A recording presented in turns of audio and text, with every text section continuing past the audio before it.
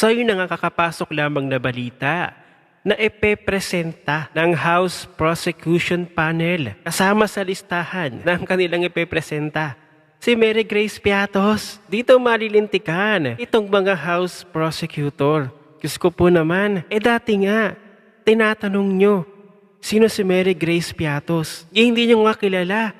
Itinatanong nyo nga, nagtatanong nga kayo sino si Mary Grace Piatos?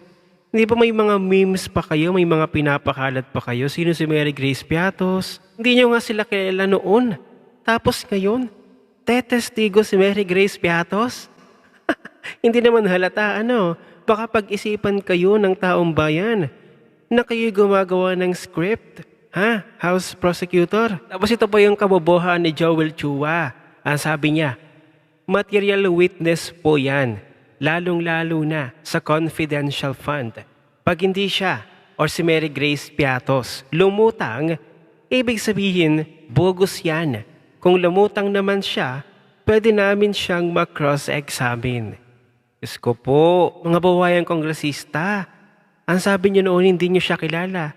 Tapos ngayon may lulutang bilang magpapakilalang Mary Grace Piatos? Aba naman! Pinagloloko yata ang taong bayan. Ito ang sagot ni Attorney Michael Powa. Sir, you have any report regarding the progress of the pre-trial and marking? Yeah, thank you for asking that question. I think we're doing well, at least on the defense side, and I think even on the prosecution side, probably best to ask them. No? But we are very optimistic that we will be able to finish by end of day today yung ating pre-marking. Maganda yung naging progress kahapon and Buti this morning. So at least dun sa marking station ko, the one that I'm handling, I think we will be able to finish by 3-4 p.m.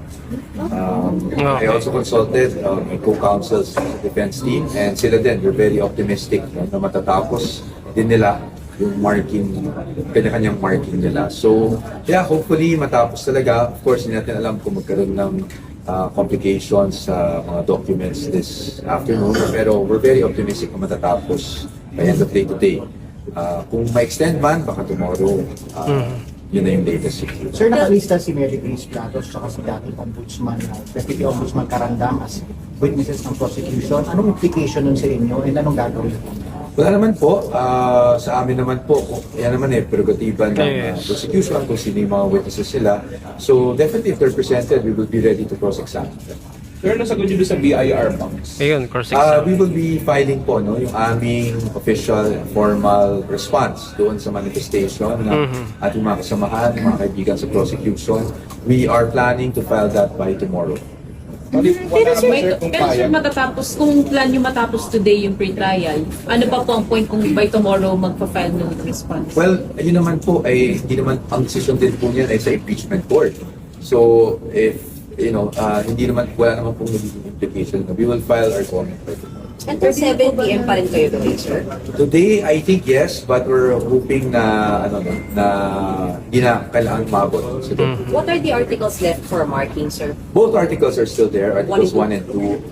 But as you know, nagkaroon ng 2 marking stations na, dalawang groups na yung sa Article 2 and yung sa confidential funds naman, no, isang araw pa, naghiwalay-hiwalay na talaga yung mga groups. Marami nang ginawang mga marking stations. So that's why we're optimistic. No? I wouldn't say confident, but at least optimistic na matatapos kami. Sir, tatayo ka rin ba as witness during the trial? Ako po? Listed ka ba, sir? Yes, I think the prosecution listed me and I don't have any problems with it. Confident. Lawyer kayo ng defense? Pwede naman, because lalo na kung ang tatanungin naman nila ay matters that are not pertaining to my role as counsel to Vice President. Wala naman siguro ng problema. And if they really wish to call me as a witness, katulad ng ginawa nila sa Committee on Justice, hindi ba? Wala naman tayong problema. And then to clarify, sir, the witnesses nila, halimbawa po si Odo Carandang, they can also call that as their witness lamang po ba? Sino po? Yung defense or cross-examine na yun?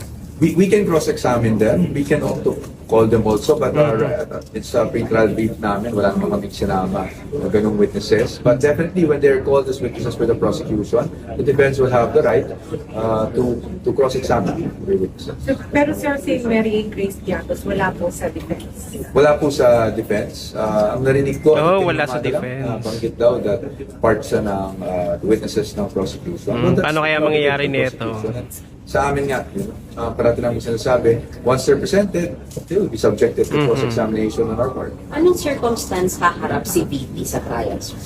Kung kinakailangan. Hindi ko pa masabi sa yung kinakailangan. exact circumstance. It will be part of the legal strategy, which obviously we will not disclose.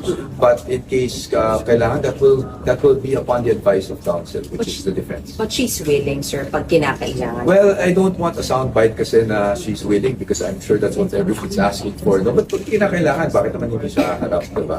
Kasi parati natin sinasabi na hindi maharap si Vice President. But what we're doing now is pagharap sa mga aligasyon. Diba? What they're pushing for is a physical appearance. But physical appearance, for example, the pre-trial stage, hindi naman niya siya kailangan talaga nandito.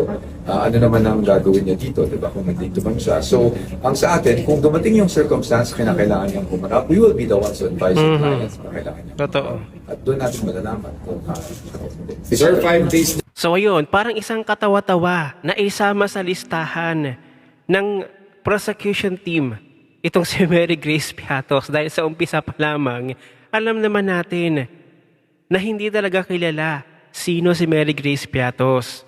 Dahil sa confidential funds, kaya nga confidential, hindi pwedeng malaman kung sino yung tao behind that name Mary Grace Piatos.